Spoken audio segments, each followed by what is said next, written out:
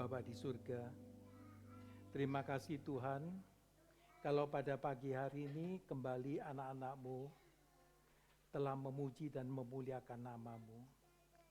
Dan saat ini kami ingin mendengarkan sebagian daripada kebenaran firman-Mu. Engkau mau menolong setiap kami, agar firman yang ditaburkan boleh kami pahami dengan baik. Kebenaran Tuhan, kami boleh dibentuk dan boleh menyenangkan hati-Mu ya Tuhan. Roh Kudus, Engkau sendiri yang akan mencerahkan setiap kami, dan firman yang ditaburkan boleh menguatkan dan membawa setiap kami untuk lebih dekat kepadamu. Demi Kristus Yesus kami berdoa. Amin. Silakan saudara duduk kembali. Ya. Sudah. Tidak bisa gantian mungkin.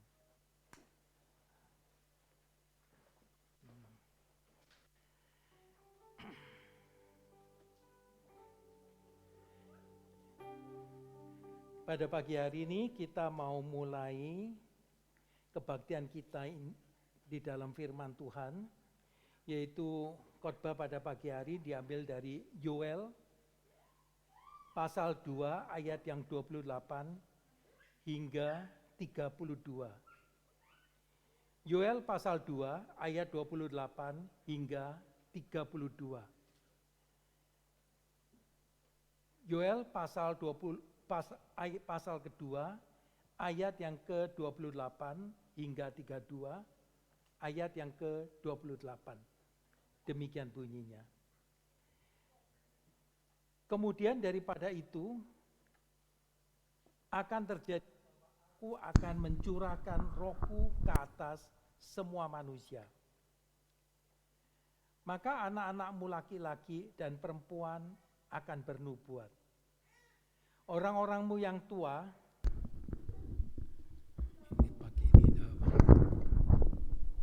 orang-orangmu yang tua akan mendapat mimpi, teruna-terunamu akan mendapat penglihatan-penglihatan. Juga ke atas hamba-hambamu, laki-laki dan perempuan, akan kucurahkan rohku pada hari-hari itu. Aku akan mengadakan mujizat-mujizat di langit dan di bumi, darah dan api dan gumpalan-gumpalan asap. Matahari akan berubah menjadi gelap gulita dan bulan menjadi darah sebelum datangnya hari Tuhan yang hebat dan dahsyat itu. Dan barang siapa yang berseru kepada nama Tuhan akan diselamatkan. Sebab di Gunung Sion dan di Yerusalem akan ada keselamatan. Seperti yang telah difirmankan Tuhan.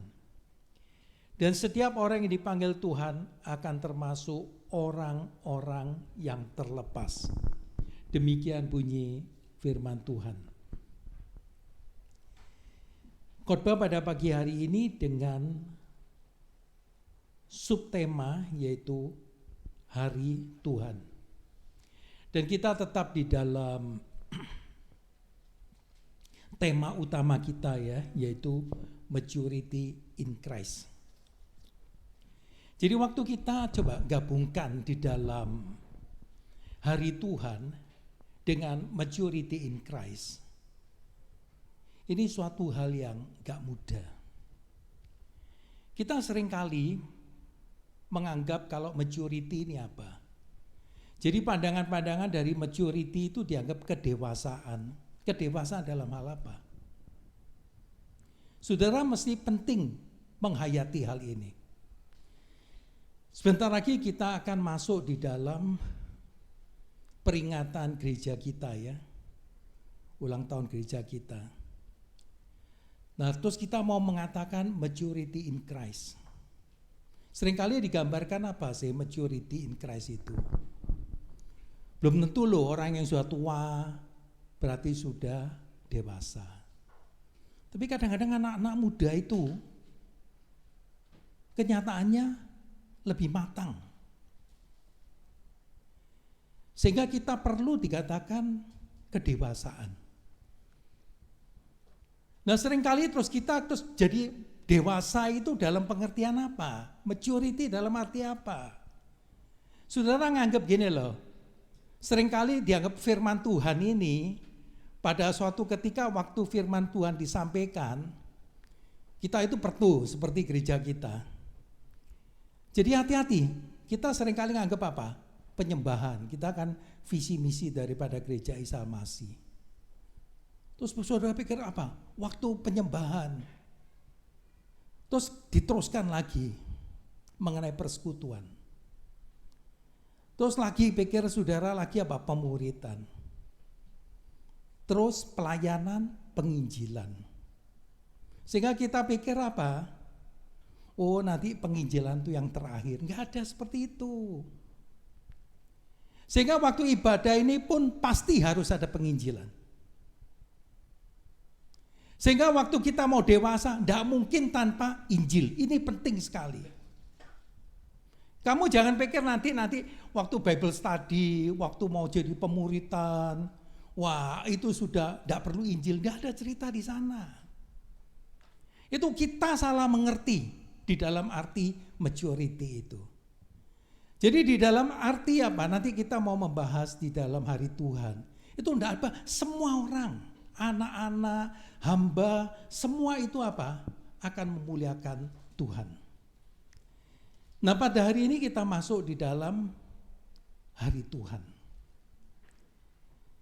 Jadi kita lihat hari Tuhan, kalau kita mulai kecil sudah dididik ya, hari Tuhan apa? Hari Minggu ya, betul ya?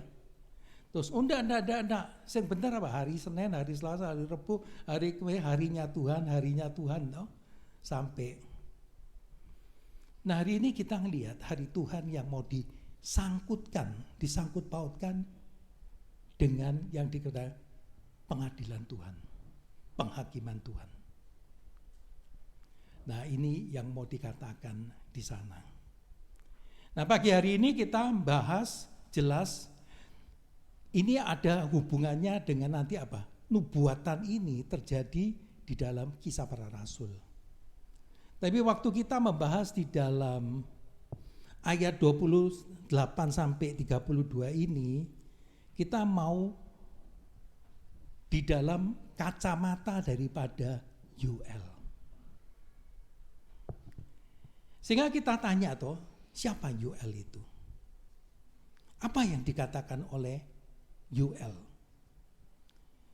Yoel kurang lebih ditulis ya, memang sulit dikatakan yang pasti, tapi beberapa sejarawan maupun ahli teolog mengatakan sekitar 835 sampai 796 sebelum Masehi. Terus kita lihat belajar lagi mengenai siapa Yoel itu. Yoel di dalam Yoel 1, saudara nanti banyak sekali membaca Alkitab, saudara. Sebab waktu kita tidak belajar di dalam Alkitab, kita sulit sekali langsung mau masuk di dalam hari Tuhan, kita tidak mengerti maknanya. Karena kita selalu harus ingat what it meant, apa yang dimaksud tulisannya itu. Dan pentingnya apa tulisan itu diberitakan. Di sini kalau kita melihat di dalam pasal 1 ayat 1, firman Tuhan yang datang kepada Yoel bin Petuel. Petuel itu bapaknya ya, turunan dari Petuel, anak Petuel dia ini. Sehingga Yoel itu dari Joel, dari Yehowa, L-nya itu dikatakan Elohim. Jadi Yehowa adalah Allah. Itu secara ringkas kita mengetahui Yoel. Lalu dia punya ada barusan waktu kita di WA ya, WA-nya dari Gateway sini banyak diberitakan mengenai Amos ya. Jadi Amos pelayanannya adalah di Israel. Sedangkan Yoel terutama di Yehuda. Sehingga Yoel mau mengatakan ada suatu pemulihan di Yehuda. Ini poin yang penting mau diberitakan. Nah, sebelumnya kita lihat nubuatan itu pentingnya apa sih? Memang nubuatan itu secara umumnya apa? Dari waktu tertentu dia itu dipenuhi. Alkitab kita itu menjawab mengapa reliable, mengapa dapat dipercaya? Karena terdiri dari nubuatan-nubuatan yang telah dipenuhi. Dan hanya satu yang belum dipenuhi, yaitu mengenai kedatangan Kristus yang kedua kalinya. Ini penting sekali. Nah, waktu kita menafsirkan Yoel di sini, waktu kita menafsirkan mengenai nubuatan, nubuat terutama selalu mengenai apa? End time. Jadi waktu saudara kalau ada waktu mau belajar mengenai end time, kita barusan 3 minggu yang lalu ya, kita masuk di dalam end time, akhir zaman. Di dalam Markus 13. Di sana panjang lebar hampir 2 jam itu. Saudara pelajari. Jadi apa yang dikatakan mengenai end time daripada Tuhan Yesus. Nah, pagi hari ini kita mau membahas suatu hal mengenai nubuatan. Kita hari ini apa? Di gereja yang terpopuler apa? Jemaat paling senang mendengarkan nubuatan. Sehingga nubuatan sering menjadi apa? Lubuatan. Lu yang menubuatkan. Bukan dari Alkitab. Jadi Alkitab itu punya nubuatan yang menjadi masalah apa? Kemungkinan kalau kita hitung secara hitungan matematika, itu kemungkinan terjadinya, kalau semua bisa terjadi, itu sekian juta kemungkinannya, kecil sekali. Tapi yang menjadi masalah, yang menjadi menguatkan bagi kita, itu kemungkinan yang begitu kecil, tapi semuanya itu dipenuhi. Terus nubuatan ini pentingnya apa sih? Hari ini coba kita kalau dengar nubuatan itu seringkali dalam jangka waktu yang pendek. Ya, kita kan paling seneng tuh 31 Desember. Terus kita berkumpul-kumpul, ya toh, terus mau mendengarkan what will happen next year. This year, selalu gitu. Apa sih yang akan terjadi pada tahun 21, itu tahun lalu, terus 22. Kita seringkali nubuatan ini dianggap seperti itu. Nah, sehingga kita waktu mencari nubuatan sering seakan-akan apa? Ada hubungannya dengan nasib kita. Nah, sampai-sampai suatu kejadian kita lihat waktu kita pelajar di dalam ada waktu di dalam WA ya, di WA sampai mengenai Amos itu dihubung-hubungkan dengan keadaan corona. Nah, sekarang apa sih yang mau dikatakan oleh Yoel itu? Baik Yoel maupun kita lihat di dalam Revelation Wahyu itu selalu memiliki suatu kesamaan. Saudara perhatikan di sini. Sampai yang dikatakan nubuatan daripada Tuhan Yesus pun memiliki suatu kesamaan. Kesamaan itu apa? Murid-murid lagi sedih, Yesus mau mati di kayu salib. Lalu kondisi di dalam Wahyu, 7 jemaat itu mengalami suatu penderitaan yang luar biasa. Saudara coba ngelihat toh. Kalau sudah mengalami begitu besar penekanan, penderitaan, apa sih yang dicari itu? Pasti ada penghiburan. Nah, yang menjadi pertanyaan, di tengah-tengah penderitaan, kamu memperoleh penghiburan. Penghiburan itu menguatkan kamu. Dan membuat kamu itu menjadi apa? Selalu tujuannya itu apa? Bertobat. Nah, ini yang paling penting. Nah hari ini coba kita kalau dengar nubuatan-nubuat membuat kita tambah sombong atau membuat kita itu bertobat. Nah kita mau bahas. Jadi Yoel ini tidak segampang di sana. Kita tidak membahas di dalam Kisah Para Rasul, terutama kita membahas di dalam Yoel.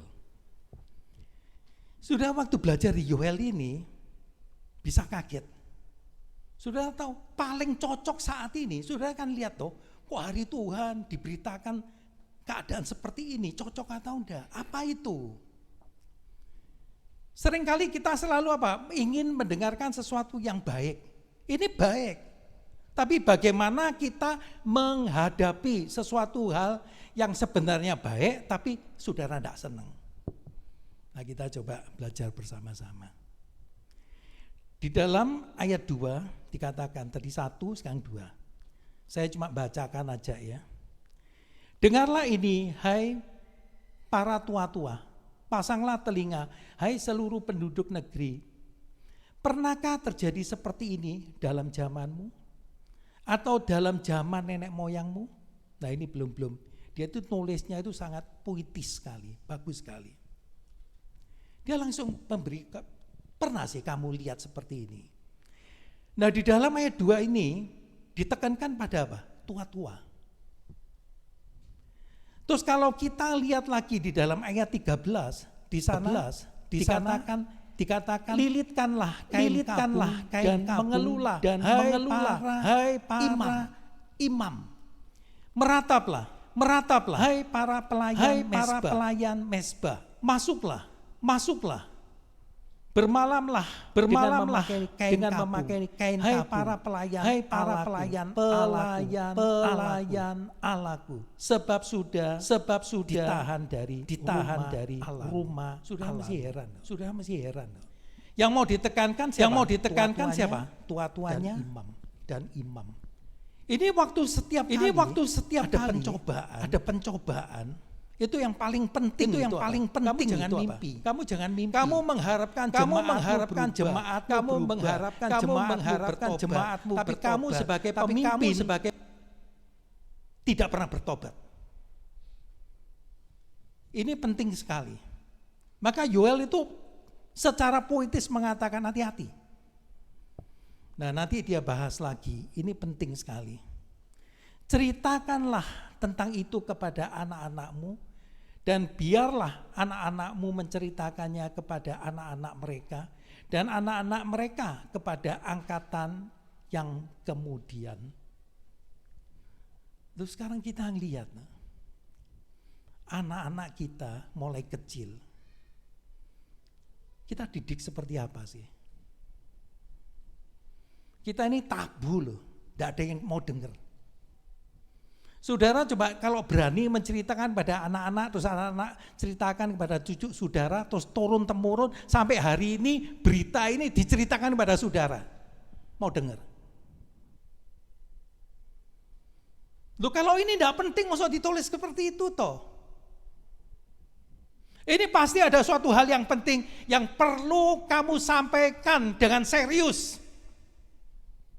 Kamu tidak boleh main-main di sini. Hari ini kamu mendidik anak-anak sekolah minggu seperti apa? Anakmu seperti apa? Ngerti apa enggak masalah ini? Apa yang telah kau sampaikan mengenai hari Tuhan? Terus mimbar itu kamu anggap apa? Hak daripada jemaat itu kamu hargai enggak untuk mendengarkan kebenaran firman Tuhan? Kalau itu hak mereka, mengapa kamu enggak sampaikan? Wah ini mulai, Yoel bilang, kamu jangan main-main ya. Jadi kamu tuh jangan cari berkat sing boten-boten, kamu salah total. Itu bukan nubuatan yang benar. Maka diteruskan. Ini luar biasa di dalam ayat 4. Apa yang ditinggalkan belalang pengerip telah dimakan belalang pindahan. Apa yang ditinggalkan belalang pindahan telah dimakan belalang pelompat. Dan apa yang ditinggalkan belalang pelompat telah dimakan belalang pelahap. Wah ini saudara harus ngerti. Ini mau dikatakan gini loh. Kejadian ada suatu bencana yang luar biasa. Hati-hati di dalam setiap kehidupan manusia itu ada suatu bencana, hati-hati total.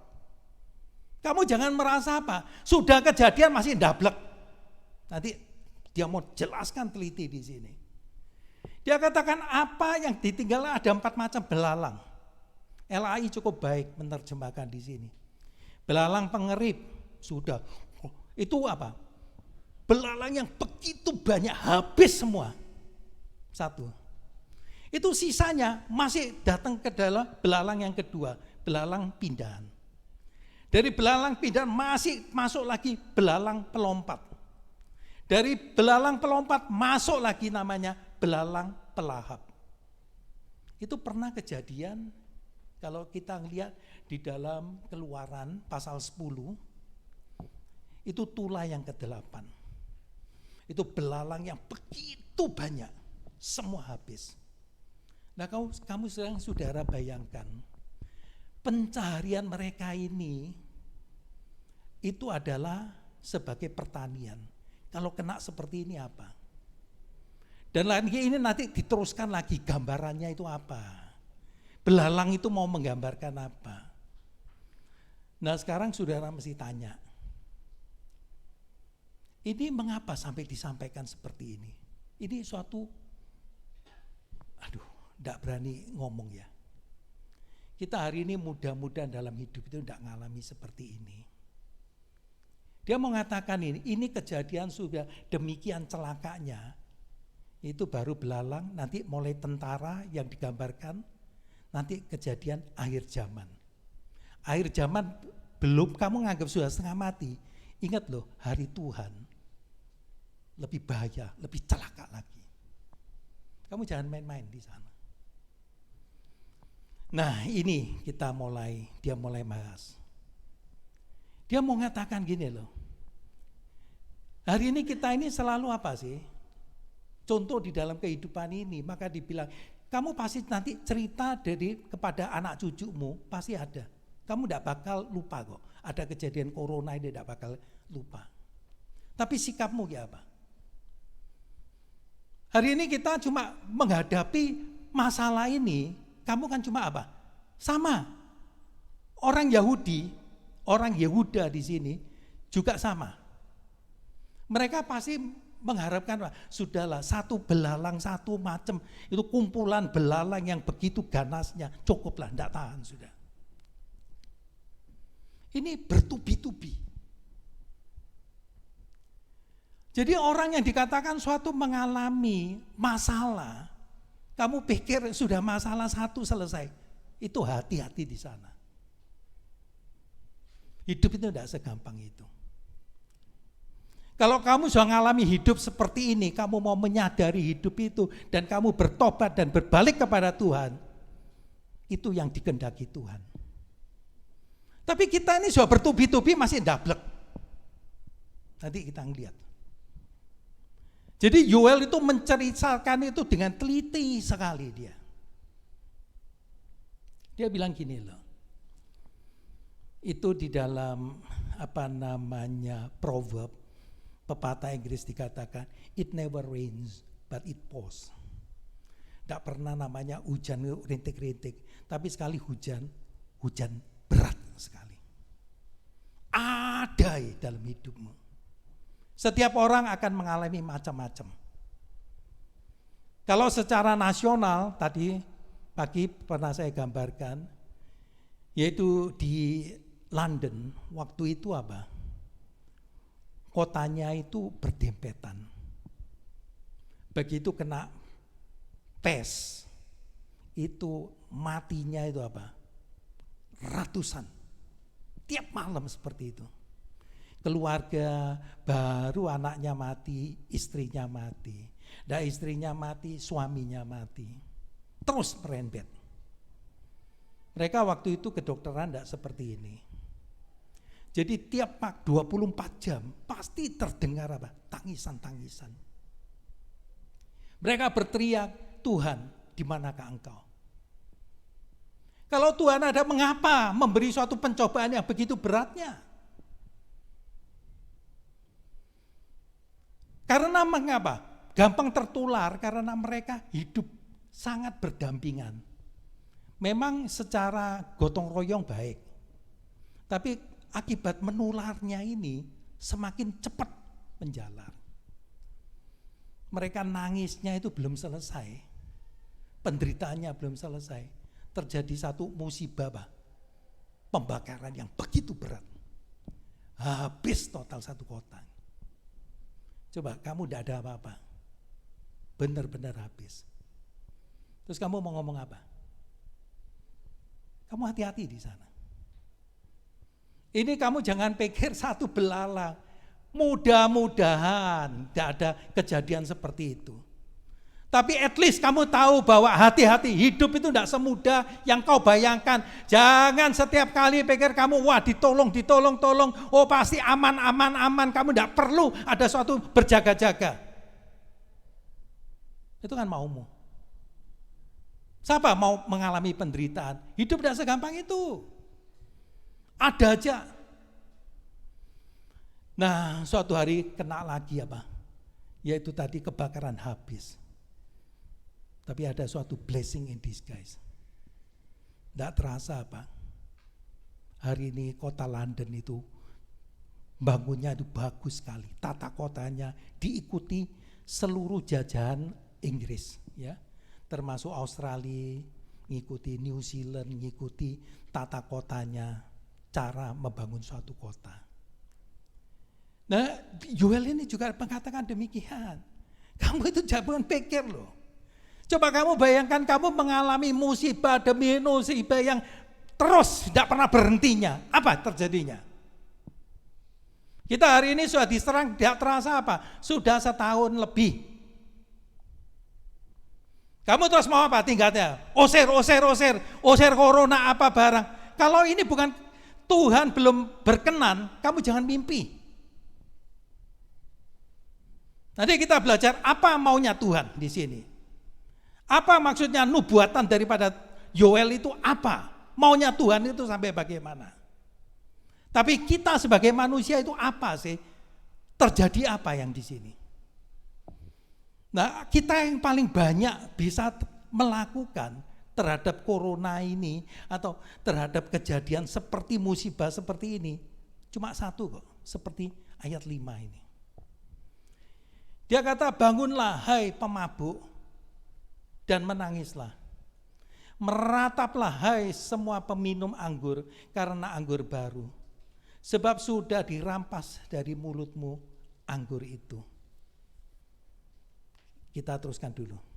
Sebab maju menyerang negeriku suatu bangsa. Nah ini, nanti kita katakan suatu bangsa yang kuat dan tidak terbilang banyaknya.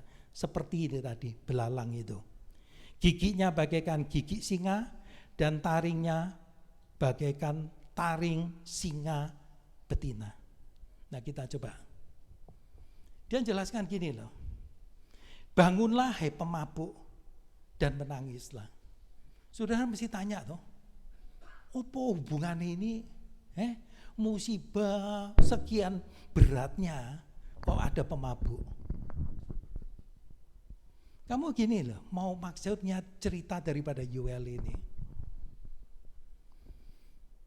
Dari Yoel mengalami suatu bencana, musibah seperti ini, kamu itu jangan apa, suatu pelarian. Orang minum, itu kamu tanya orang-orang yang jago apa? Itu satu kebiasaan, kedua mau melupakan, mencari kenikmatan. Dia takut menghadapi suatu kenyataan, ini suatu kenyataan penderitaan, dia juga menyangkali. Menyangkali sehingga apa? Dia minum, mabuk-mabukan di sana. Artinya apa? Kamu itu sadar loh. Masa wis kondisi kayak ngene iki kondisi mabuk-mabukan itu kan kebacut toh, nanggep itu. Sudah habis-habisan kamu malah pelariannya ke sana. Kamu udah bisa seperti itu. Maka hari ini pun coba kamu hati-hati toh. Kalau gereja tidak hati-hati, dia tidak mengabarkan Injil, itu celaka. Sehingga seringkali apa? Mereka pikir apa? Wah, seperti corona ini, suami istri bahagia gimana? Kamu jangan mimpi lah. Kamu diajari dengan motivator, caramu mencintai istrimu gimana, mendidik anakmu gimana, tidak bakal bisa. Kamu cerita sama narkoba, oh sudah stop, teorinya mereka ngerti loh. Termasuk orang perokok, kamu kan cerita toh, bungkusnya rokok ini diomongi toh, bisa nyebabkan kanker, impoten, ada tulis semua toh. Bisa mengubah kamu? Bisa? Tidak bisa. Yang bisa mengubah kamu itu apa? Injil. Yang bisa mengubah kamu apa? Firman Tuhan. Yang bisa menggerakkan, mengubah hatimu itu apa? Roh Kudus. Nah nanti kita ngelihat ada pencurahan Roh Kudus di sana. Ini pembukaan. Jadi kamu itu ngerti tuh. Jangan nanti Yoel terus kamu cerita sing boten-boten itu. Udah ngerti. Jadi apa yang dimaksud Yoel kamu tidak paham ya. Kamu udah ngerti masalah ini, kamu langsung lari masuk mau kemana? Hari Tuhan. Nah, kita teruskan lagi. Saudara tidak bakal mengerti di sana. Kita ngelihat lagi supaya apa? Bukan saya yang tambah-tambah. Semua ini tertulis di dalam kebenaran firman Tuhan. Saudara nanti bisa ngelihat bagaimana diserbu oleh tentara-tentara sampai habis-habisan. Itu di dalam pasal 1. Diteruskan pada pasal 2. Kalau kita perhatikan di dalam pasal 2 ayat 1 masih di sana. Tiuplah sangkakala di Sion dan berteriaklah di gunungku yang kudus. Biarkan gemetar seluruh penduduk negeri sebab hari Tuhan datang. Sebab hari itu sudah dekat. Nah ini lihat. Mau menekankan pada hari Tuhan. Sudah tidak bisa hari Tuhan terus saudara lepaskan dari penderitaan ya, mengalami tanpa ada pertobatan, it is impossible. Nah, waktu kita belajar di sini ada poin yang penting. Dia lihat di dalam nubuatan ini ada penting apa yang dikatakan firman Tuhan. Di dalam pasal 2 ayat 12 dan 13 kita belajar lagi di sini. Tetapi sekarang juga demikianlah firman Tuhan. Berbaliklah kepadaku dengan segenap hatimu, dengan berpuasa, dengan menangis, dan dengan mengadu. Koyakkanlah hatimu dan jangan pakaianmu. Berbaliklah kepada Tuhan Allahmu, sebab Ia pengasih dan penyayang, panjang sabar dan berlimpah kasih setia, dan Ia menyesal karena hukumannya. Langsung masuk. Kamu kondisi seperti itu, kamu jangan mimpi. Jangan nyari yang aneh-aneh, jangan meninggalkan kenyataan, tapi ada sesuatu yang dikatakan bertobat. Ini yang penting sekali. Hari ini di dalam gereja, di dalam mimbar, pemberitaan tidak ada. Mau cerita bertobat, takut apa? Jemaatnya lari semua. Yang sering diceritakan apa? Kasih. Dia bari kasih. Kok kamu paling ngerti kasih. Tapi di dalam Alkitab, lihat, kamu selalu ingatlah, hati-hatilah, berjaga-jagalah. Ini ada suatu perbedaan total di sana. Nah, waktu kita belajar di sini dikatakan apa? Ayat 13 tadi, di dalam 2 ayat 13 ini, koyakkanlah hatimu dan jangan pakaianmu, dan berbalik kepada Tuhan Allahmu, sebab Ia pengasih dan penyayang, panjang sabar dan berlimpah kasih setia. Saudara pasti heran loh. Kalau setiap kali kita dikatakan pertobatan, itu apa? Mau nyatakan bertobat dengan mengoyak pakaian. Nanti kita waktu belajar lagi ya. Nanti Kayafas dirobek pakaiannya, dikoyak. Itu nanti Selasa ini, hari Selasa. Tapi di sini dia mau mengatakan koyaklah hatimu. Artinya apa? Kamu jangan cuma kelihatan itu, terus puasa, terus mukanya waduh cinta Tuhan, ya penampilanmu boleh dah. Itu bukan bertobat seperti itu. Kamu maunya seperti itu. Nanti semua bilang apa? Good. Loh, pertunjukanku kan hebat ya. Coba. Waduh. Nanti yang benar-benar seperti ini, bad keluar semua nanti. Itu kebiasaanmu sudah di sana. Kamu udah mau belajar sesuatu apa arti daripada kebenaran firman Tuhan. Di sini ajarannya apa? Koyakkanlah hatimu, bertobatlah hatimu. Itu artinya apa? Kamu jangan ngomongnya bertobat. Nih bertobat ngomong cuma nggone mulut nih bahasa bahasa Surabayanan. Nih ngomong ngon cangkem lah gampang, semua kan gampang, betul enggak? Kamu benar sudah bertobat sungguh apa enggak? Problem di sini ini pentingnya di sana. Waktu kamu belajar kebenaran firman Tuhan itu sungguhkah, senengkah kamu? Ngerti tak? Pernah kamu minta tolong di Tuhan? Mengalami macam-macam masalah. Hari ini kamu pikir apa? Wah, mengatasi. Nanti hubungan suami istri apa? Gak tambah stres masuk. Contohnya di Alkitab ada siapa? Tanya ambek Sun Kogos. Nganggap dirinya seperti Sun Kogos bareng. Terus nanti cerita lagi mengenai anak. Anak ini harus demikian loh. Nanti contohnya anakku ini hebat. Semua anaknya hebat. Loh, kamu mau iri? Kamu mau belajar iri atau mau belajar kebenaran firman Tuhan? Kamu tidak bakal bisa ngatur. Anakmu itu dididik supaya mengerti apa? Keadaan sesungguhnya. Kamu bagaimana justru mendidik, mengerti, mengoyak hatinya. Kamu jangan, memang firman Tuhan gak enak sama sekali. Ini mau nyaritakan hari Tuhan yang selalu kamu khotbahkan apa? Waduh puji Tuhan, aku dipenuhi Roh Kudus, aku bisa tadi pagi ketemu dengan Tuhan Yesus, ngomong ini, semua kan seneng gitu. Nanti sebentar corona keluar, iya nih keluar, ini selesai. Kalau terus, apa persiapanmu? Kamu pikir bisa bertahan? Bertahanmu gimana? Pernah kamu gumpuli di sana? Kamu hari ini pikir apa? Kamu masih aman. Aman, kamu masih ada celengan. Kamu masih terima bayaran. Dodo sing adone bosmu bangkrut terus semua apa? Kamu jangan seperti itu loh. Kamu mesti minta petunjuk pada Tuhan. Kamu jangan cari terus yang boten-boten di sana. Apa maunya Tuhan? Pasti Tuhan ada memberikan suatu corona ini pun, itu kamu jangan pikir apa, dia tidak mengerti. Oh, sak ngerti-ngerti nih. Maksud Tuhan itu ada, mau apa bertobat. Hidupmu tambah baik apa enggak? Justru engkau supaya lebih dekat. Kamu biar dikatakan apa? Duduk di samping Tuhan. Waktu minggu lalu di dalam pencobaan, kamu kaget loh di Taman Getsemani. Murid-murid dibilang bukan, wes kamu meleo bareng ngono aku longgo. Duduk di aku loh. Bukan diajak doa loh.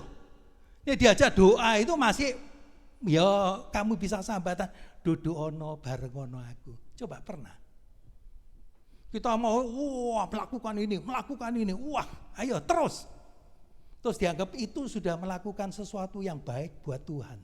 Kamu tidak salah. Kamu kapan ada pertobatan itu? Nah, kita teruskan. Kita teruskan di dalam ayat 25.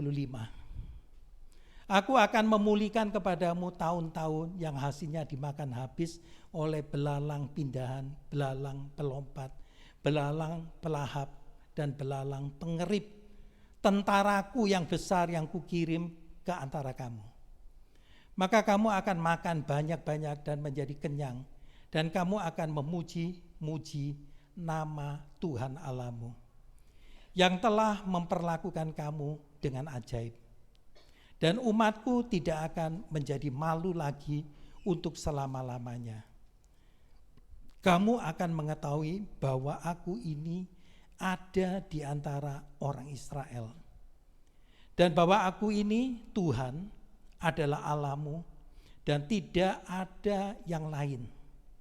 Dan umatku tidak ada menjadi malu lagi untuk selama-lamanya. Nah ini mulai sesudah kita ngerti di sini baru kita tahu apa yang mau diberitakan dari hari Tuhan. Sudah mesti tanya, mengapa sih pertobatan ini penting?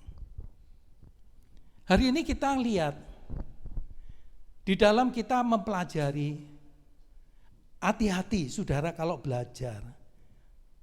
Doktrin penting sekali. Tapi kamu salah mengertikan doktrin. Kamu salah mengartikan kebenaran firman Tuhan. Itu hati-hati sekali.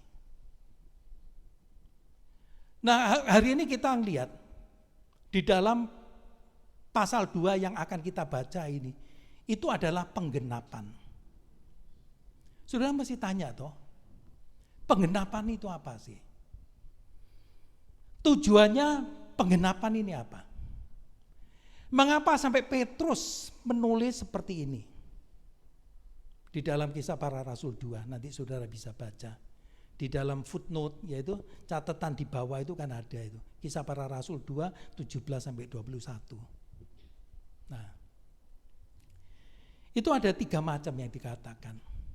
Itu yang dikatakan pertama adalah immediate fulfillment. Jadi waktu kamu bernubuat, nubuat itu selalu tidak pernah lepas dari ini. Dia harus memenuhi. Ada 3 hal yang penting. Yaitu 1, kejadian apa? Suatu kejadian, suatu nubuatan pasti terjadi dan digenapi. Pasti untuk kebaikanmu, pasti untuk memuliakan Kristus. Nah maka ini ada namanya penggenapan. Kedua yang dikatakan lagi, fulfillment itu ada namanya contingent fulfillment. Apa itu contingent fulfillment? Nah mengenai contingent fulfillment ini, kita itu sudah diajar kok pinter, tapi takut mengucapkan. Karena kita ini seringkali apa sih? Nah ini dikatakan, terus dianggap wah enggak ngerti doktrin. Kan kita seringkali tahu Yesus mati untuk apa? Supaya dosa-dosa kita diampuni semua toh. Betul enggak? Kamu mesti berbuat dosa ya, enggak apa-apa toh.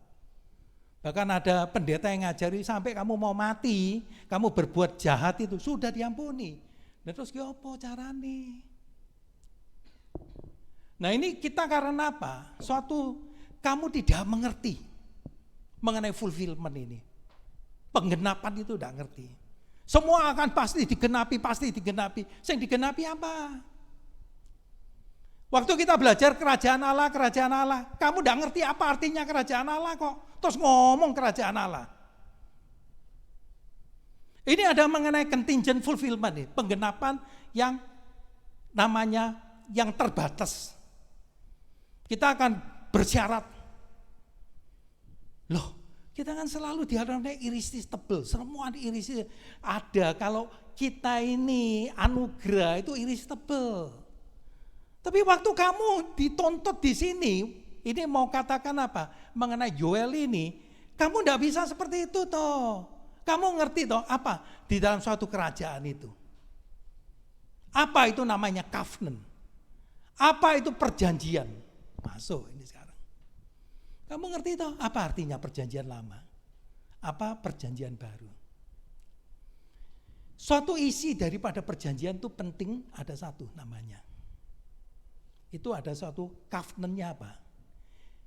Allah itu selalu, sifat Allah itu tidak mungkin berubah. Dia itu selalu apa? Benevolence, memberikan kebajikan kepada umatnya. Setiap kita itu diberi kebajikan. Kita bisa dapat matahari, ya. Saudara masih bisa menikmati hidup di dunia ini. Itu semua kemurahan Tuhan. Nanti kita masih diberi kesempatan untuk bertobat, kemurahan Tuhan. Waktu engkau diberi kemurahan Tuhan, jangan langsung kepalamu besar. Terus mau jangkar.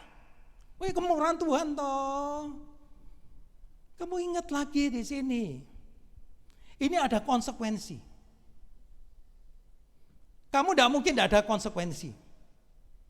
Konsekuensi berkat kutuk. Hari ini kamu kalau mau di gereja tertentu mau ngomong berkat, waduh malu. Seakan-akan moto duitan, tidak ada hubungan di sana.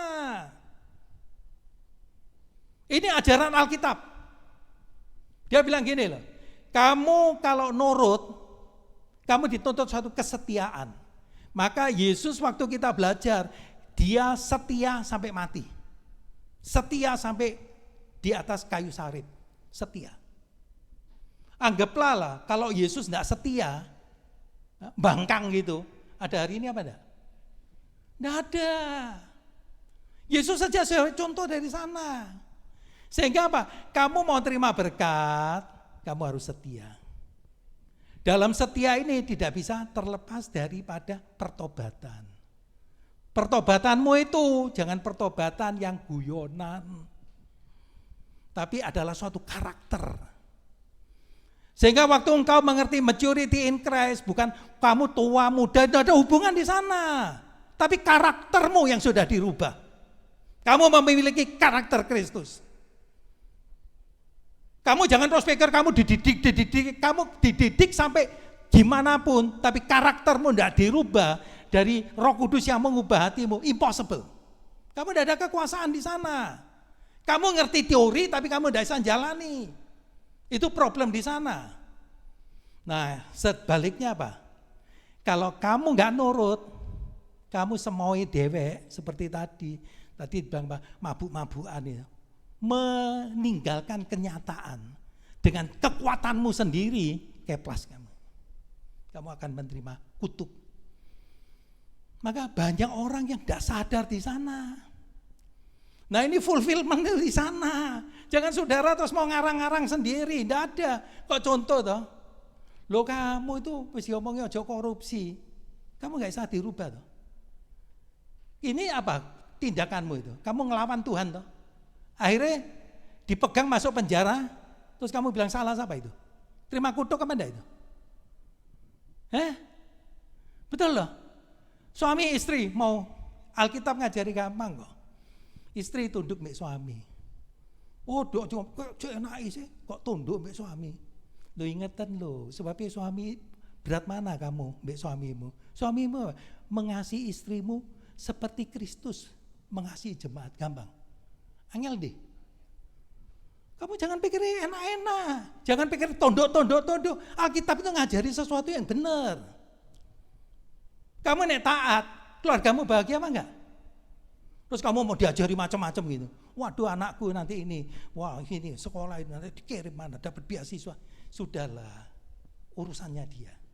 Alkitab enggak ngajari di sana. Nah, itu yang kedua. Ya, satu kita sudah lihat immediate, terus kedua yaitu tadi mengenai contingent, ya. Yang ketiga ada kepentingan daripada tipologi. Nah, tipologi ini penting. Ini tipologi daripada Kristus. Mengapa? Waktu kita membaca di sini, kenyataan diulang lagi oleh Petrus. Persis plek. Sehingga waktu kita menerjemahkan di sini tahu ada tipologi daripada Tuhan Yesus. Ada pengertian lagi, tanpa Roh Kudus kamu impossible.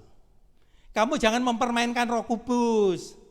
Terus yang aneh-aneh kamu terus keluarkan macam-macam. Wah, aku dipenuhi Roh, berpenuhi Roh. Maksudmu apa? Kamu bilang enggak sombong, kamu sombong.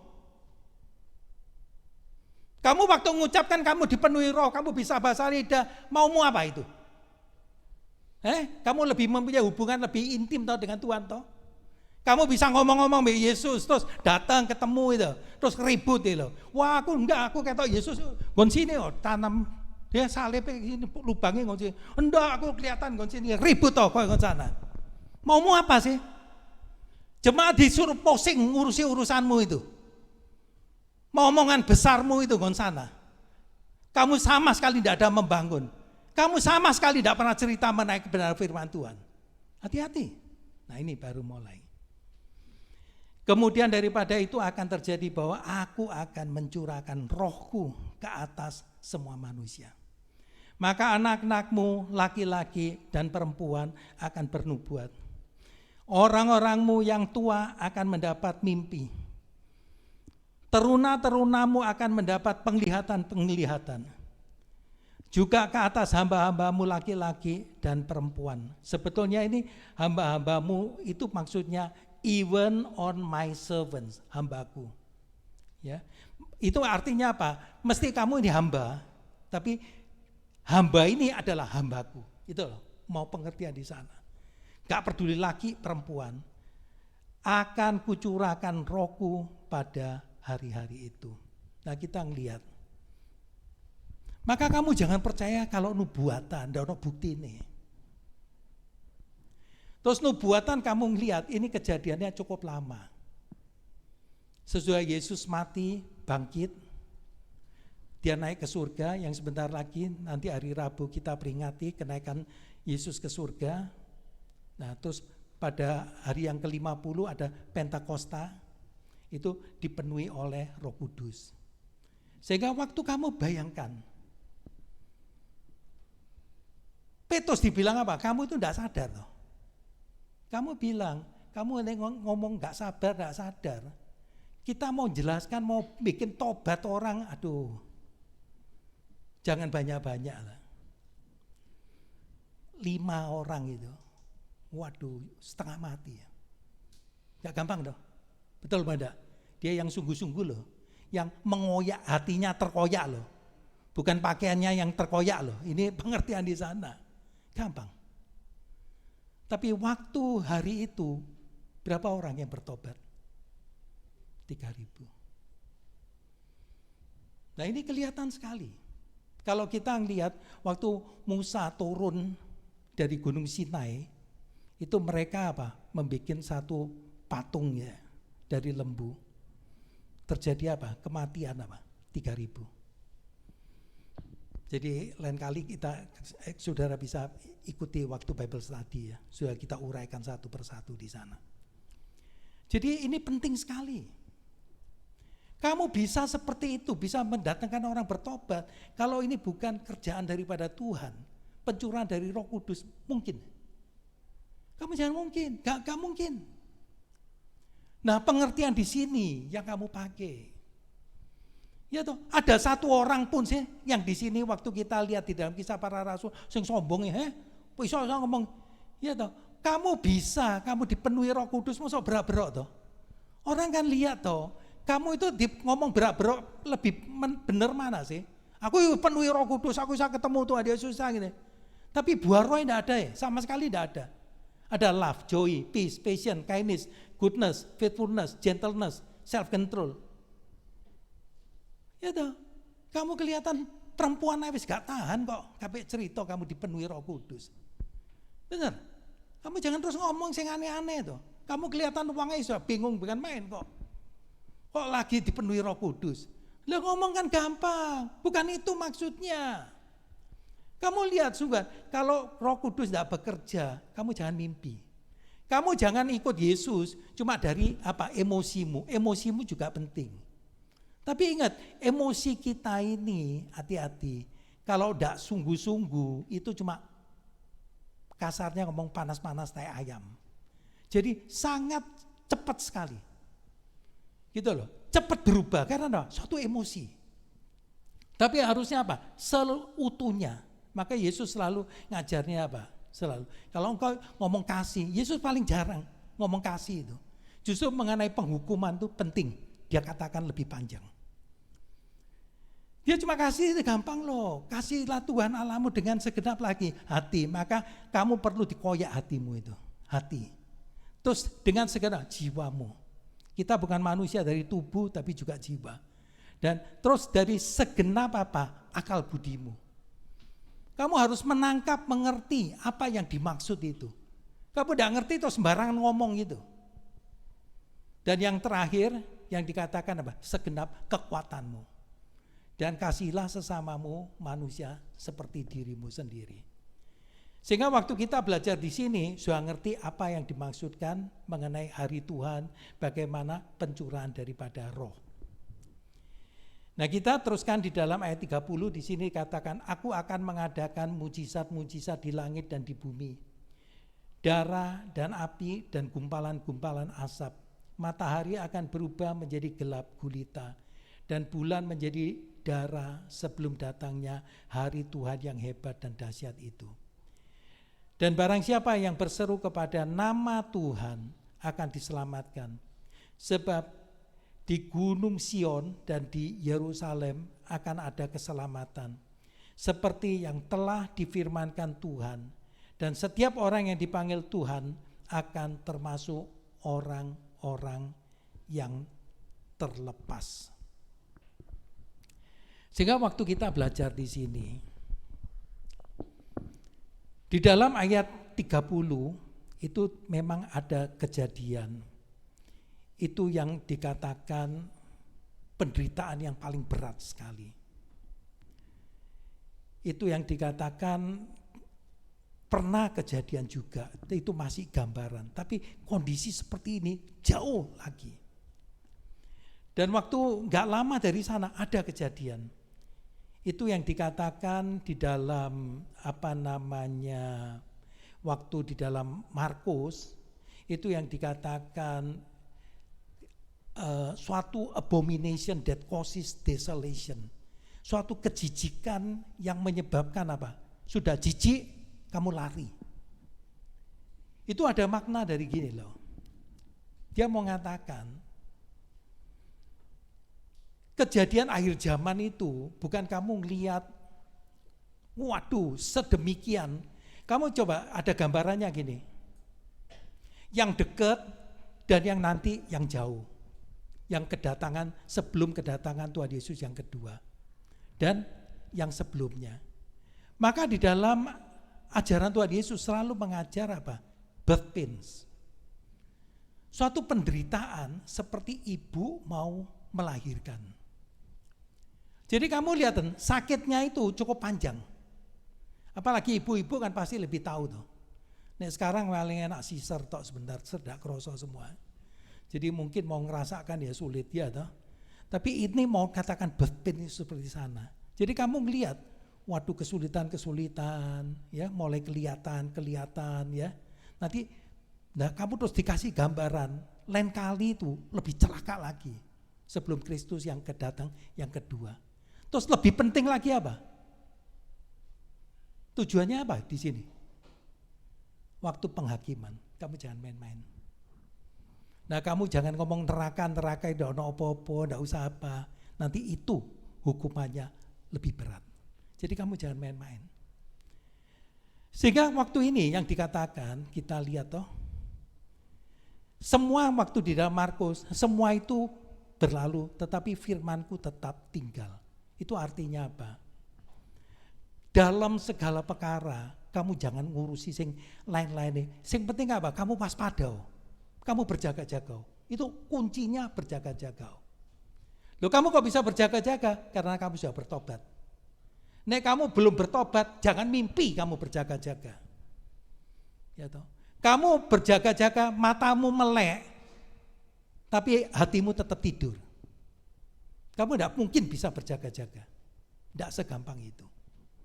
Nah, maka itu penting perkataan daripada Tuhan Yesus di sana. Dan nubuatan ini juga mengamini apa yang dikatakan oleh Tuhan Yesus. Nah, seperti yang dikatakan telah difirmankan Tuhan, dan setiap orang yang dipanggil Tuhan akan termasuk orang-orang yang terlepas. Nah, di sini kita lihat. Nanti pada suatu ketika itu siapa bisa tahan, siapa bisa enggak tahan. Siapa sebenarnya orang yang memperoleh kasih karunia daripada Tuhan. Itu yang dikatakan remnant. Apa itu remnant? Orang-orang yang sungguh setia dan sisa-sisa daripada orang Yahudi yang tetap setia kepada Tuhan. Itulah merupakan orang-orang yang memperoleh keselamatan. Amin. Kita mau berdiri dan masuk di dalam doa. Bapa di surga, Terima kasih Tuhan kalau pada pagi hari ini kami kembali boleh mempelajari, merenungkan sebagian daripada kebenaran firman-Mu. Hal-hal tertentu di dalam kehidupan ini memang sulit Tuhan. Tapi kami tahu Engkau selalu menyertai kami. Engkau selalu mau menyadarkan kami. Engkau selalu mau mengajak kami untuk mengerti arti pertobatan yang sesungguhnya. Karena pertobatan ini penting sekali ya Tuhan. Pertobatan itu dapat dimengerti kalau kita boleh sungguh-sungguh beralih kepada Engkau.